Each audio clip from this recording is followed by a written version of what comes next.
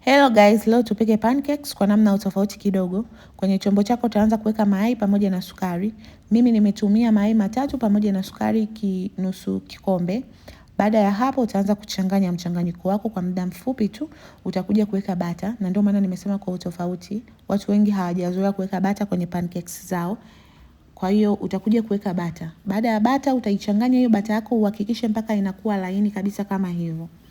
Baada ya kuwa hivyo imechanganyikana vizuri, utakuja sasa kuongezea ladha.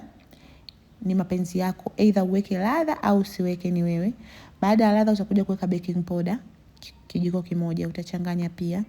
Baada ya baking powder utakuja kuongezea unga wako wa ngano.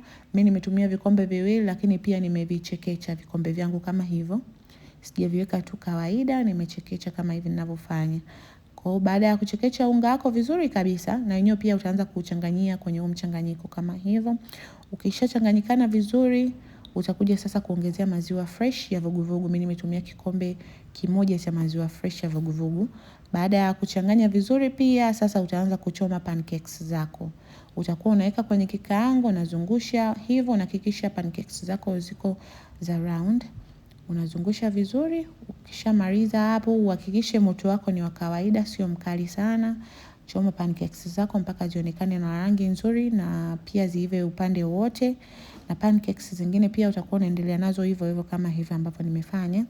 Baada ya hapo, pancakes zako zitakuwa ziko tayari. Utatumia kwa kinywaji chochote kile ambacho utapendelea, lakini pia ni mlo ambao unaweza kula muda wote, either asubuhi, mchana au jioni.